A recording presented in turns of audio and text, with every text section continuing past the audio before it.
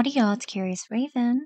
On this Creepypasta Saturday, we're going to read a story by Trash Tia, and it's called A Dead Boy Has Been Hunting Me Down My Whole Life. On my 18th birthday, I finally understand why.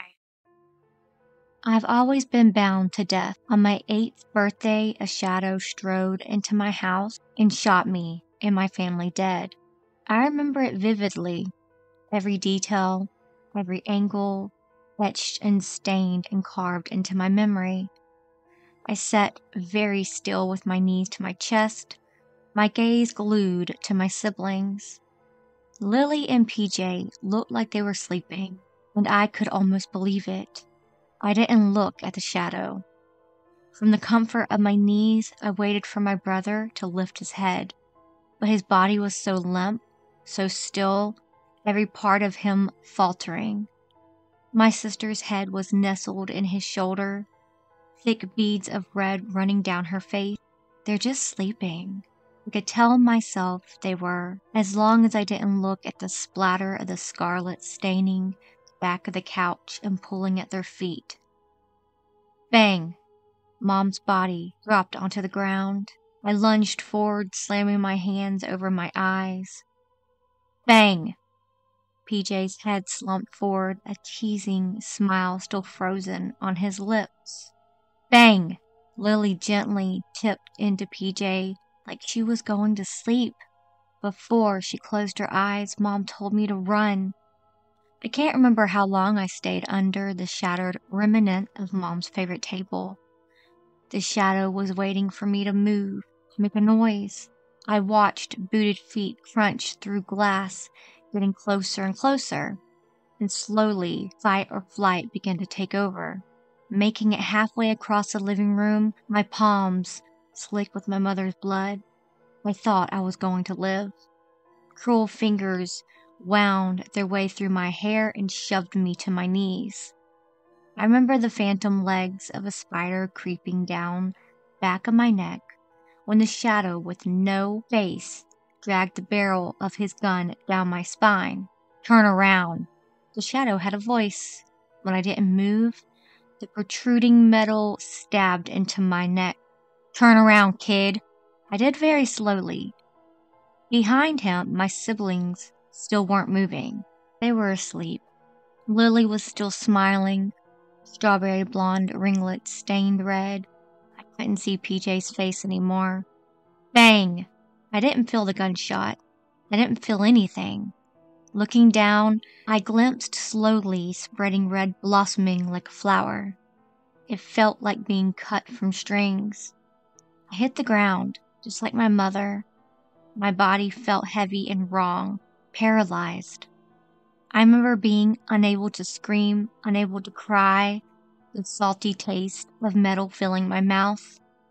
It was like being winded, rolling onto my side. All I could see was a flickering candlelight. Air was thick, so hard to breathe. I rolled onto my back, trying to suck in air. The shadow took a step back, opened the front door, and bled into the night. I don't remember the pain. I don't remember dying. I couldn't breathe, couldn't conjure words in my mouth. I felt warm and sticky, lying in my own blood.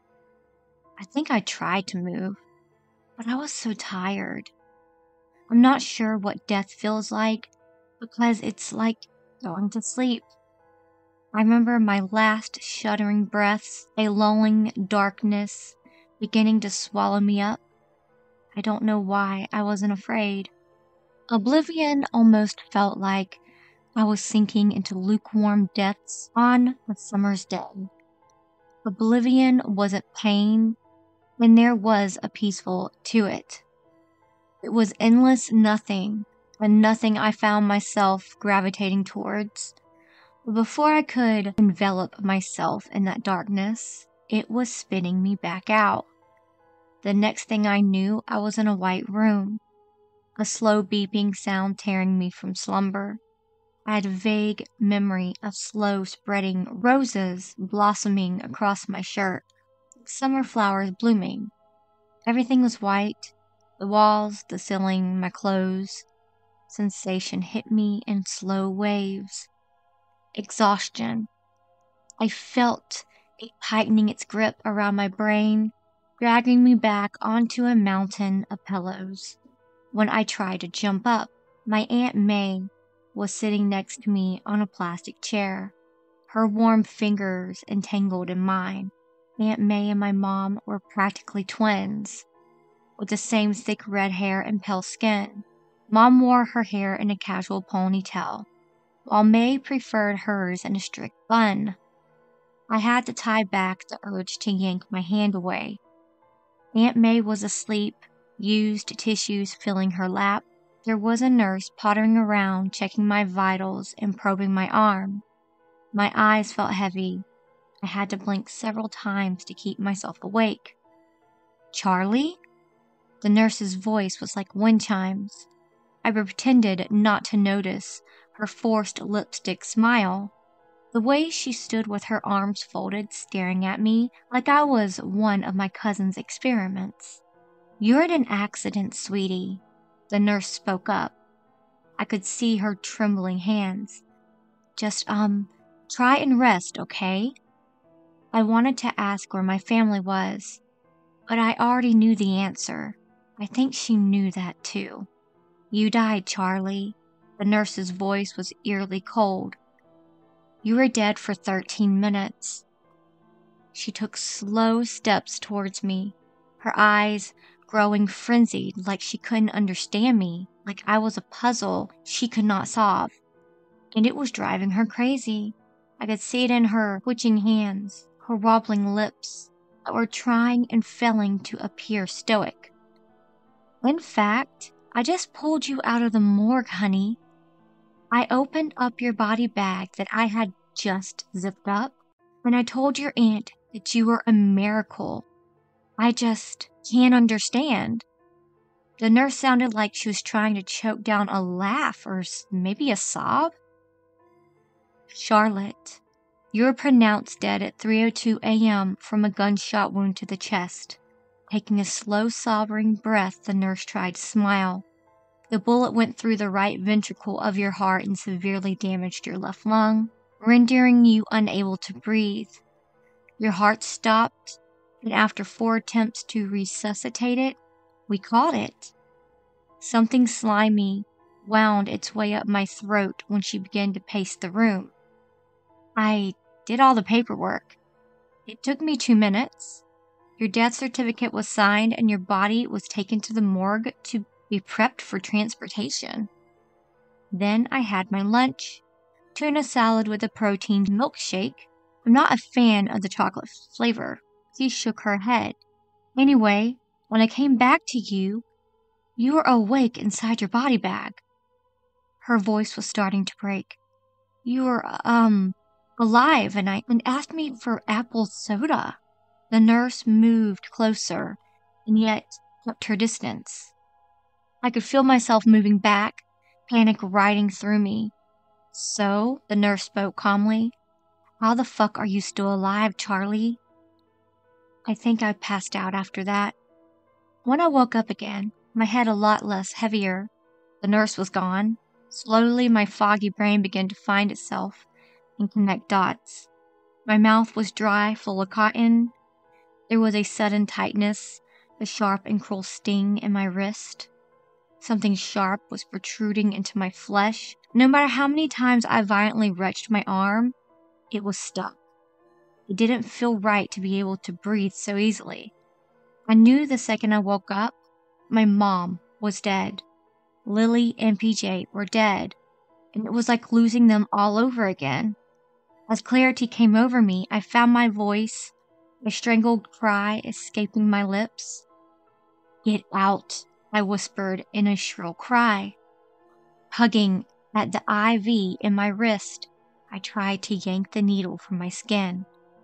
"Get out," I shrieked, my gaze glued to the tiny spots of blood staining the insertion point. I could see it again. So much blood. Mom was curled up on the floor, lying in slow spreading red that wouldn't stop. seeping across her beaded rug. She was all over me, slick on my face and caked in my fingernails. I couldn't wash her off of me. "You're okay, Charlotte." My aunt's voice came from my right, enabling me to reality. The world started to move again, started to make sense again. When she cupped my cheeks and told me to breathe, when I opened my mouth to ask where my family were, she slightly shook her head, and I swallowed my words. Aunt May handed me a glass of water, and I drained it in one gulp. She told me I was a miracle. Aunt May didn't say much, and when she did, she broke into sobs. Her eyes were raw from crying, clinging on to me, her shuddery voice reassuring me that I was going to be okay. She told me I would be living with her from now on, before wrapping me into a hug and leaving to get coffee. Once my aunt was gone, another nurse came to prod my IV. I tried to sleep, but the uncomfortable tightness of the needle sticking into my skin and the sterile white lights in my eyes made it impossible. I waited for grief to catch up with me, drowning me in a hollow oblivion, and I wouldn't be able to claw myself out. But I didn't feel sad. I didn't feel angry. I wanted to know why my family were dead. I wanted to know why I was breathing when their skin was ice cold, rotting. The sudden image of maggots crawling at my brother's nose sent me lurching into a sitting position, my stomach heaving. Reaching for my glass of water, it was empty. The sensation of throwing up felt familiar, almost comforting. Mom was always with me when I was sick, holding my hair back and lulling my hysteria with reassuring murmurs. I was frowning at the trash can by the door, my cotton candy brain trying to figure out if I would be able to make it in time, when a small voice drifted from the doorway, startling me. "I don't want you to come live with us." My cousin was peeking through the door, hiding behind a shock of dark brown curls. Jude was the only brunette in our family. The rest of us were redheads. I wasn't sure why. He was dressed up like a ghost, draped in a white cloak that was way too big for him. Jude was a weird kid. His mother and my aunt had inherited the family house, so in his mind, that made him superior. Jude made it clear he didn't like his cousins, refusing to let us play with him and banning us from family gatherings. When the adults were drinking cocktails and losing their awareness, Jude ordered us around.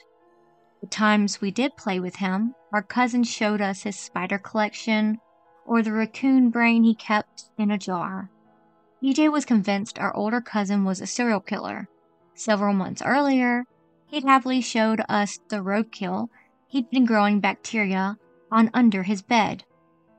Jude's experiments were worrying. He stuffed mushrooms down my brother's ears while he was sleeping to, I quote, "recreate The Last of Us." When Lily had a nosebleed during Thanksgiving dinner, Jude collected all of her bloody tissues and refused to tell us where he put them and what he had done with them.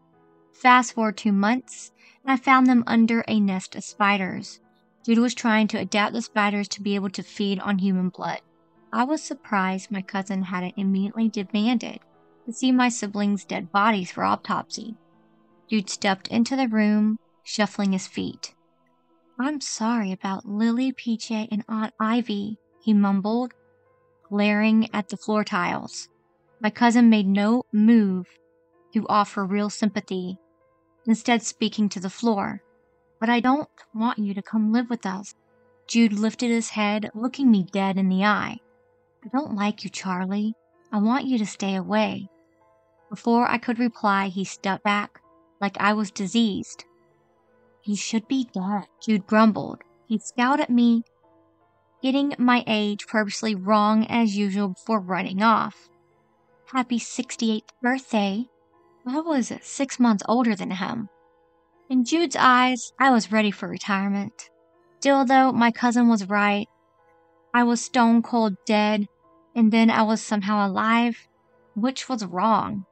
Growing up, I realized death was not so attempting to fix his mistake.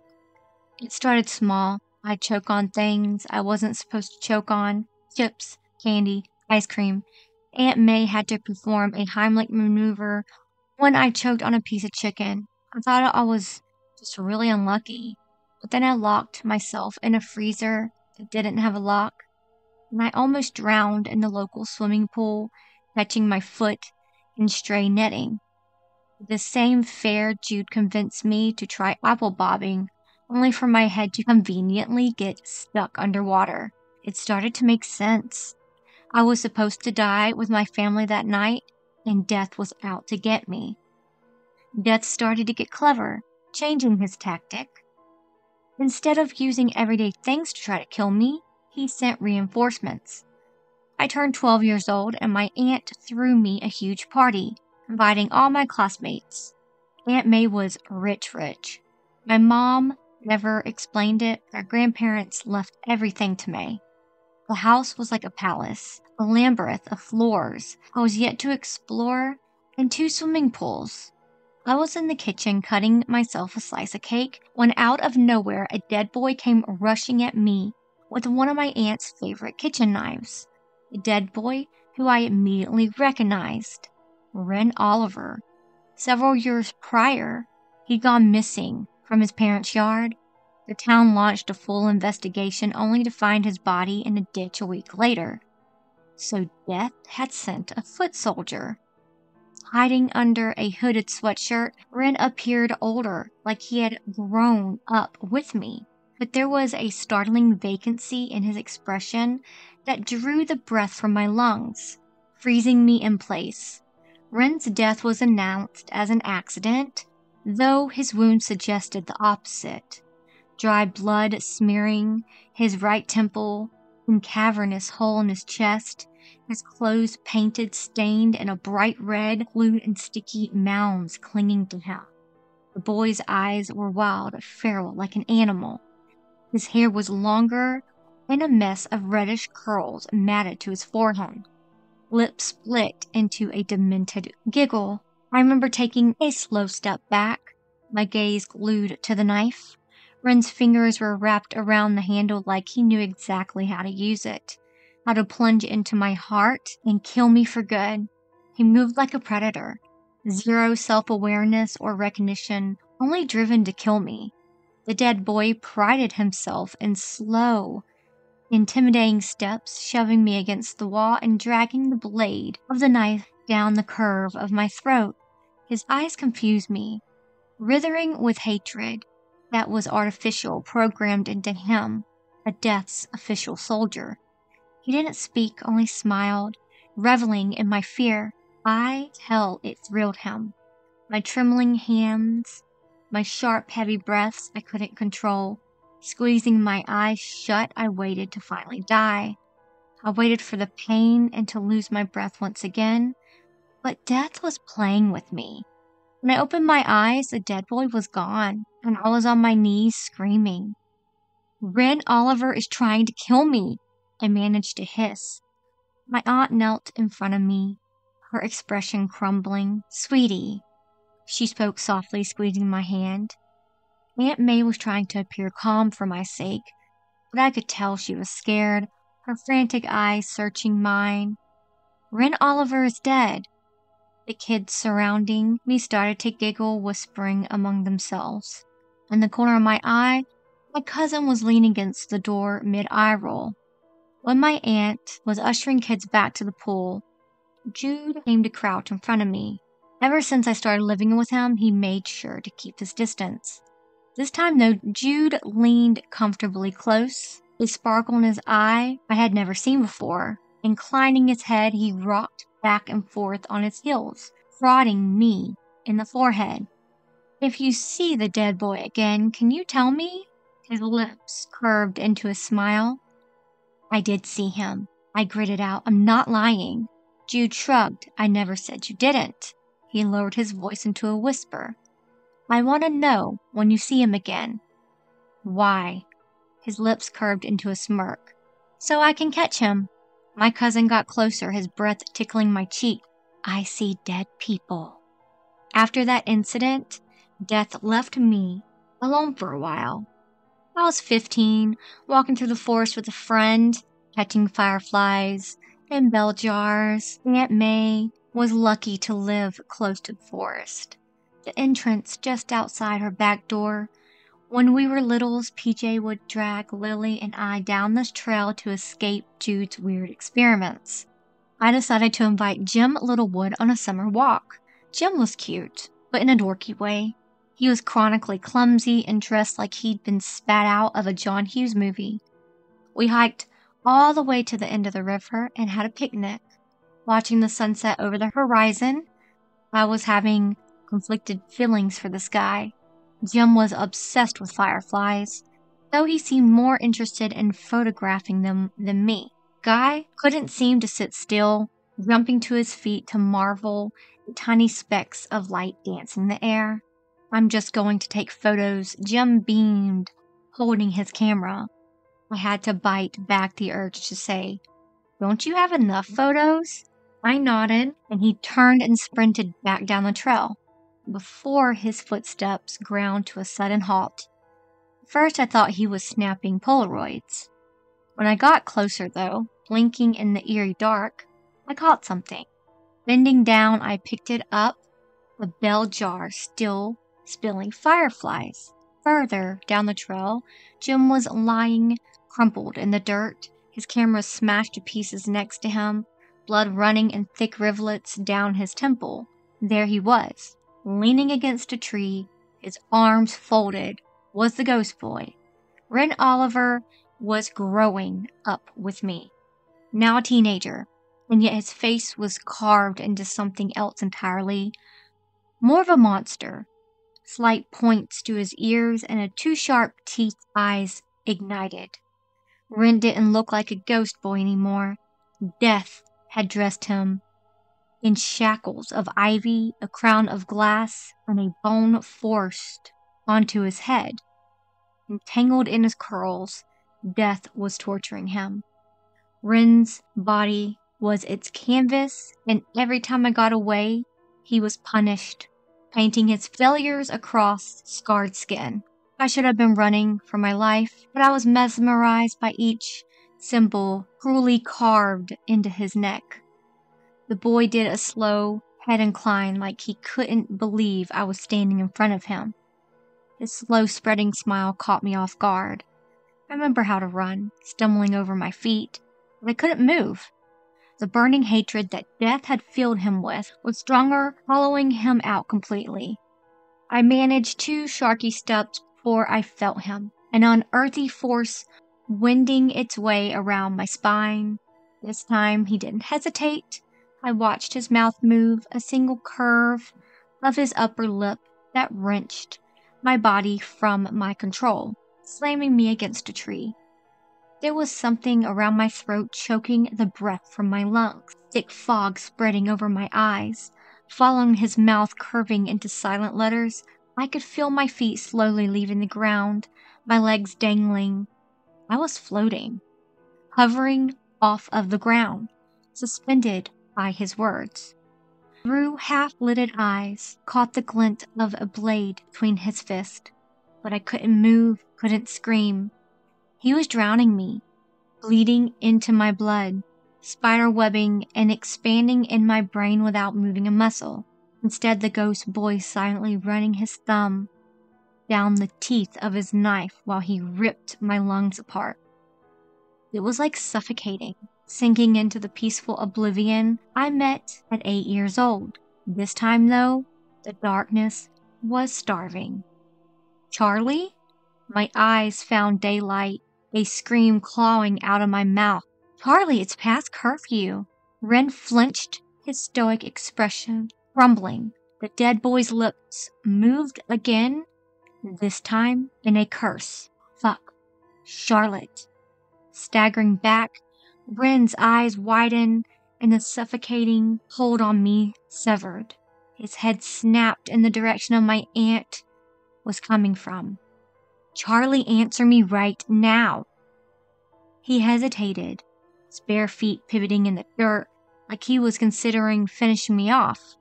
Ren studied me with lazy eyes, sucking on his bottom lip. when my aunt's footsteps got louder, branches snapping under her shoes. Something contorted in the boy's face. Fear. I guess the boy wasn't expecting other humans to intrude. Ren fell over himself, shuffling on his hands and knees before diving to his feet. When he turned and ran, I was released, slipping to the ground, trying and falling to draw in breath. I barely felt the impact, only a dull thudding pain. I could hear the ghost boy's footsteps, his uneven, shreddy breath as he catapulted into a run. Under a late-setting sun, I watched his dancing shadow disappearing into the trees. Mission unsuccessful, I guessed. When I was fully conscious, Aunt May was checking over Jim, helping him sit up. Where did he go? I managed to get out, scanning the darkness for Ren. He's okay, just concussed, May whispered, dialing 911. My aunt applied a dressing to Jim's wound, ignoring the boy's hisses. Keep still, she murmured, smoothing his band-aid. What happened, Charlotte? She pushed me over, Jim groaned, shuffling away from me. My aunt told him to stay calm. He straightened up, leaning against the trees. The psycho bitch is trying to fucking kill me. It was Ren Oliver, I gritted, teetering on hysteria. I could tell she didn't believe me, but I couldn't stop myself. I prodded at my throat, clawing for the indentations, when his phantom's fingers snaked around my neck, squeezing the breath from my lungs. There was nothing. I could feel my mind starting to unravel. I nodded to my disgruntled classmate, trying to dodge my aunt's prodding. Ow, ow, ow, that stings! He knocked Jim out, I managed. Then he tried to kill me. Jim surprised me with a scoff. You're seriously blaming your psychotic break on a dead kid? Aunt May pursed her lips, motioning for Jim to be quiet. Judging from her face, however, she agreed with the boy. May forced a smile, though it didn't quite reach her eyes. Okay, can you, describe the boy to me, Charlotte? He was wearing a crown, I said, and he looked my age. Aunt May cocked her head, and I saw real worry, like she was trying not to freak out. Jim made a snorting noise. I'm sorry, he was wearing a crown? Yes, I insisted, getting progressively more frustrated. I tried to jump up, only for my aunt to gently lower me back down. I know it sounds crazy, but death has sent Ren Oliver to kill me, just like my family. He tried to kill me when I was 12, too. Jim let out a bitter laugh. Your niece is a fucking wackadoodle. Aunt May's eyes darkened. She grabbed my shoulders, her nails stabbing into my skin. Charlie, I want you to listen to me, okay? When my eyes found the rapidly darkening sky, my aunt forced me to look at her. Charlotte. She was scared as me, her voice shuddering. Ren Oliver is dead, my aunt said firmly, shaking me. Even then, though, I wasn't even looking at her. I was trying to find his ignited eyes lighting up the dark. Ren died 8 years old in a terrible accident. You can't keep using him as an excuse for your mental trauma. There was something twitching in her expression I was trying to make sense of. When I risked to look at Jim, the boy was staring at me dazedly like I was really crazy. Aunt May pressed her face into my shoulder. I could feel her tears soaking into my shirt. She was trying to hold it together, trying to understand. Charlie, I know you lost your family, she whispered, but you and Ren Oliver are not the same. You survived and he didn't. Her voice splintered. You need to come to terms with that, okay? When I didn't respond, she pinched my chin, forcing me to look at her. Charlotte, Aunt May's voice turned cold. I ignored this when you were a kid, but if you continue to use this poor boy as a coping mechanism, I will have no choice but to send you to a specialist. When Jim was taken away by paramedics, Aunt May held my hand, squeezed my fingers for dear life. I caught her gaze scanning the trees around us, delving into twisting oblivion. Every little noise sent her twisting around. She was looking for something. I'm going to get you help, Aunt May said in a low murmur when we were back at the house. Jude was sitting on the kitchen counter, legs swinging. I could feel his penetrating gaze burning into the back of my head. Aunt May set a cup of cocoa on the table. No more fairy tales. By the time I was 18, I had bitten 3 therapists. They refused to believe that death was coming to reclaim my soul and was using a dead boy to do his dirty work. For my 16th birthday, I braced myself to come face to face with Ren Oliver's ghost. I wasn't even in town, staying at a friend's house. My dead boys, and especially dead boys molded into death, personal soldiers, could materialize anywhere. I locked every door in the house and taped up my friends' windows. Nothing happened. On my 17th birthday, I was sick in bed with gastritis. Still no ghost boy. Death seemed to have finally left me alone.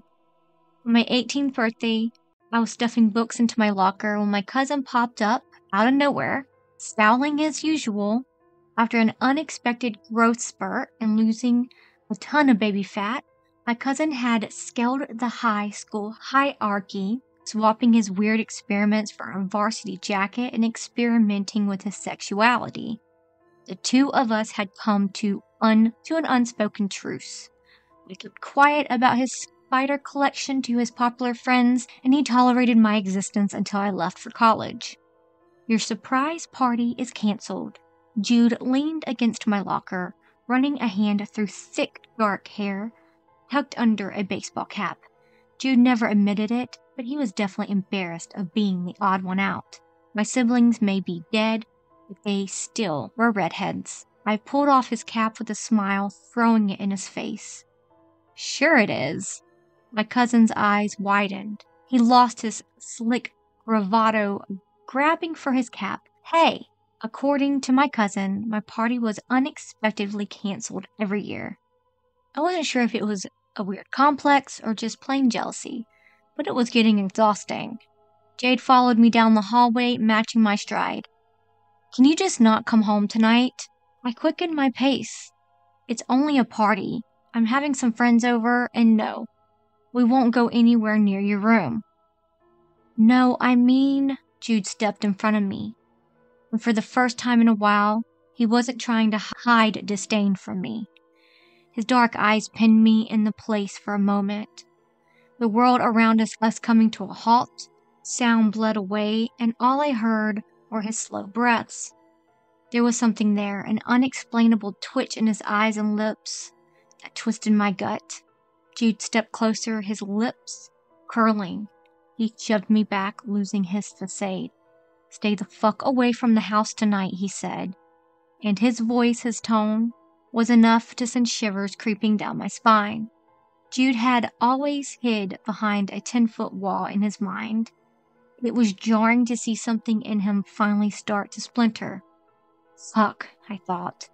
This kid had serious mommy issues. I blinked and the world resumed. Kids pushing past us. Jude seemed to catch himself slipping back under his mask. I'm having friends over, he rolled his eyes. Your presence will ruin the vibe. It's my birthday. He groaned, tipping the head back. Yes, I know, but I think you can deal with the attention off of you for one night, Jude. Will Ren Oliver be there too? Jim Littlewood hollered. Jude didn't respond for a moment, his lip curling. Shut the fuck up, he spat at Jim, who immediately backed down. With an audience this time, Jude forced an award-winning smile. Fine. His lips splintered into a grin I knew he hated. My cousin clamped his hand on my shoulder hard enough to hurt. Feel his fingers pinching the material of my jacket. Have it your way, dude. Jude backed away with a 2-finger salute. Happy 78th birthday. In a sense, I wish I listened to my cousin. My party was a success, sort of. 4 of us, a crate of beers, and no sign of my cousin. I was mightily tipsy, sitting on the edge of the pool, dangling my legs in the water when my friend demanded more beers. I was also hungry for cake, so I stumbled inside in search of goods. The house was dark. lit up in dazzling blue from the pool's lights reflection through the windows. Aunt May was in her office on the ground floor, and Jude was getting high in his room. In my drunken state, I found myself marveling my aunt's house and how much of it was left unexplored. For example, in the foyer, past the spiral staircase she'd had custom made, was an elevator I had never questioned. There was a girl my age standing on the staircase. She was frozen mid-run, dressed in ragged jeans and t-shirt. Everything about her stuck out to me, bringing me to a sobering halt. The girl reminded me of my sister, or at least, if my sister had grown up. I wasn't sure if I was drunk or hallucinating. Her flowered crown was pretty. Lily had grown wings. I was slowly moving towards her, a sudden bang sounding from the kitchen. The bang of something shattering to the floor. Twisting around, I found myself gravitating towards warm golden light. The first thing I saw was the refrigerator door hanging open, and something, rooting around in itself. Glued to the spot, I dazed, watched them grab milk, guzzling it down, then soda, cracking open each can and sucking them dry before carving their fingers into my birthday cake. But I wasn't looking at the spillage of food seeping across the floor. Instead, my gaze found a crown of antlers, both human and animal bones entangled with dead flowers, and human remains glued to a head of familiar matted brown curls. There was something sticking from battered and bruised flesh, twin gaping slits sliced through a torn shirt, resembling glass wings that were not yet formed, reminding me of a butterfly wings. But not the wings I dreamed of as a kid. These things were unnatural mounds that both did and didn't make sense on a human boy. I could see the trauma of them slicing through his flesh, monstrous looming, protruding from what was left of a human spine. Human, and yet I couldn't call his beautifully grotesque face human. Ren Oliver had grown up with me, now an adult, 18 years old. His clothes confused me, a single white shirt and shorts. Ren's feet were bare, battered and bruised, blood smearing my aunt's tiles. Angel. Death had turned his foot soldier and my future killer into an angel. But there was nothing angelic about the dead boy. His body and mind sculpted and molded into death's own. The boy no longer resembled a human. Frail eyes and manic smile, choking down pieces of cake. His face had been contorted into a monster, gnashing teeth and sharp points on his ears, a sickly tinge to malnourished skin, and that's when it hit me, watching him stuff himself with food. Something slimy inched his way up my throat. The boy didn't move. I don't even think he noticed me, gorging himself on anything he could get his hands on. Chicken, raw bacon, leftover salad. When he moved onto cupcakes, licking frosting from his fingers, I glimpsed markings on his arms, a language I did not understand, carved into him. His wrists were shackled, bound in entangled iron and vine, iron that was ingrained into his skin, vines and flowers and ivy, entangling his bones that were part of him, polluting his blood. Slowly my eyes found stab wounds, splitting open his torso, raw flesh, where his skin had been torched, melting and then merging, ripped apart and put back together, over and over again. I found his heart, the gaping cavern in his chest where it should be, and it was, marked, carved, and branded with a symbol resembling an X. Ren Wilson was not dead. Just like me, he should have been. I remember saying his name, my voice slurred slightly. I didn't drink that much, but I could barely coarse words. My head was spinning. Ren's neck snapped towards me, his eyes narrowing with resentment I couldn't understand, hatred that seemed to puppeteer him, slowly tilting his head. The boy's lips split into a grin, eyes filled polluted with mania. I could see where his lips had been stretched shut, and then ripped open. Hi. He held up his hand in an awkward wave. When one of my friends stumbled into the kitchen, Ren reacted on impulse. He picked up a knife from the counter, throwing it like a dart straight through the guy's throat. Something shattered inside my mind. Ignoring my friend bleeding out, Ren stumbled over himself, abandoning his feast. He took a single step towards me, backing me against the wall, coming so close enough for me to feel his very real breath grazing my cheeks. Just like when he was a kid, he traced the teeth of his blade down my throat. I wasn't expecting him to burst out laughing, trembling with hysteria. His eyes were wild, feral, and wrong, almost euphoric, with what all I could only recognize, a relief. Bang! I was barely aware of the gunshot. The bullet went straight through his head, the winged boy hitting the ground, dead. I saw the blood streaming through him in a halo, before the bleeding pool faltered, seeping back inside his head like a rewinding a VCR. Ren was dead, and then he was alive. Ren's body contorted, his chest inflating, his gasp for air was painful, strangled eyes opening wide, terrified. You fucking idiot. Jude's voice sent me twisting around. My cousin stood in the exact same robes he wore as a child.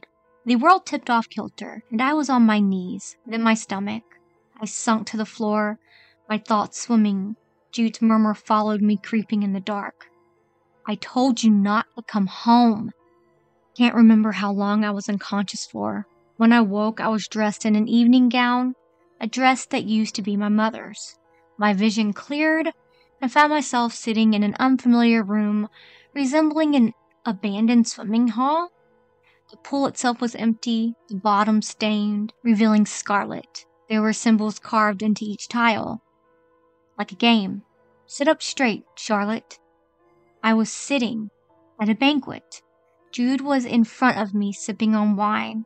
He caught my eye for half a second before averting his gaze. The far end of the table sat my Aunt May. Kissing the rim of her glass, her smile was twisted. I've been waiting so long to give you your birthday presents, Charlotte. Your memory should be returning soon. Mom?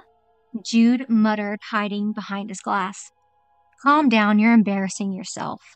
Ignoring my cousin, May tapped her glass with a fork, and in walked my birthday presents. No, dragged by their hair. Ren Oliver, the dead boy, was in fact my aunt's prisoner. Behind him was a girl who looked so much like Lily. I think that's why my aunt chose her. Aunt May cleared her throat. For a long time, our family has lived among creatures who live in the forest you played inside. In exchange for keeping this town safe, they only ask for small favors. Wayward children who disappear into the woods are good enough payment. Charlie, you and your siblings do not share our inheritance. Your mother never wanted fate children. She wanted you to be human. Aunt May's smile faded. After losing my sister and my niece and nephew, I made a deal to give my last surviving niece 100 years of life. Her words were white noise, my gaze glued to my birthday presents. I couldn't call them human anymore. I couldn't call Ren human. When his face was so beautifully grotesque, painfully hypnotizing, the monstrous things sticking from twin slits in his back were supposed to be wings, except they looked wrong, cruelly protruding from his exposed spine under the influence of alcohol earlier. The girl made me smile. Her wings, to me, looked like ones of a real fairy. In reality, they were torn and shredded apart, bigger than the girl herself. When she dropped onto her stomach, she was dragged back to her feet, her knees buckling under the weight. Her tier of flowers and bone looked pretty to me when I saw her on the stairs. Now, though, I could see the pearly white of human child's skull forced into her head. Dead flowers threatened through carnivorous, gaping eye sockets. The two of them were violently shoved into the empty pool. Jude, please demonstrate, sweetheart. Jude stood, pulling out a gun and aiming it at the winged girl. Bang! The girl's body hit the tile. her blood seeping across stained white. Now, of course, our king did not give you life for free, May continued. The king demanded a debt, as well as 2 heirs to join him in his court once your 100 years were complete. Her lips quirked into a smile. The king is smart. The child cannot be stolen from a human world. It can, however, be made, molded, and shaped from their human forms, skinned of their humanity through their suffering, leaving a hollowed-out shell in the child's place. She was speaking so casually, ignoring Ren's whimpers. The conversion takes a while, 100 years to birth a fully blooded Fae heir who will lose their human memories in preparation to join their new family. Jude shot Ren in the chest, his eyes empty. This time, he dropped his weapon using finger guns instead. Bang! He deadpanned. Then the neck. I watched Ren come back to life and then die over and over again. I think at one point he screamed and cried, "Not now." He was their puppet on display, dancing for their entertainment. Half-lidded eyes drowned in oblivion found mine, and I understand his hatred. Before he was shot again, stabbed, branded and burned and ripped apart. At some point, I screamed at them to stop. I couldn't breathe, slamming my hands over my ears and begging them.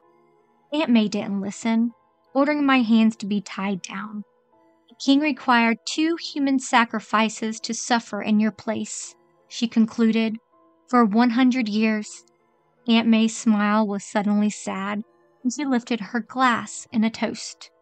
I was watching their blood trickle down each tile in the pool. Like every death, every time they suffered, my body became progressively less human. I felt disgusting. I wasn't supposed to be alive. Every single year of my life, every breath I had taken was stolen. Aunt May nodded at me, her lips forming a proud smile. She stood up and was handed a sacrificial knife. Climbing into the swimming pool herself, she strode over to Ren.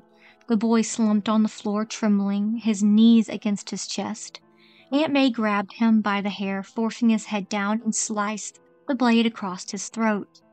His eyes flickered to me, and I swore he smiled.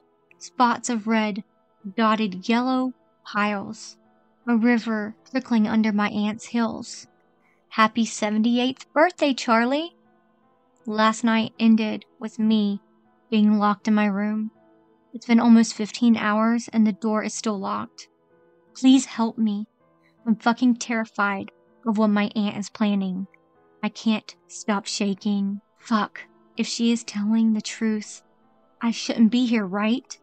And I can't stop thinking, is Ren Oliver trying to kill me or himself? That was a very long story. I hope y'all enjoyed it. That was a good story, lots of twists and turns. Thank you so much for letting me read it. I love y'all so much. I will see y'all Tuesday. But until then, remember it's scary out there. Please like and subscribe.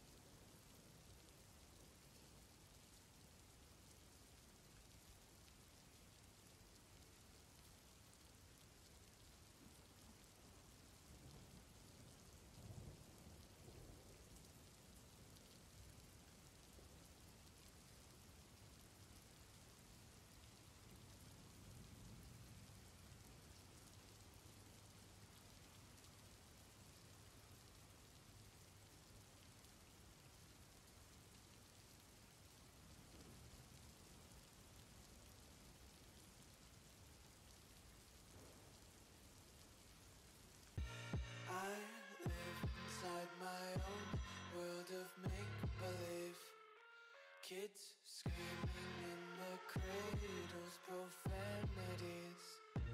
I see the world through ice covered in ink and bleach. across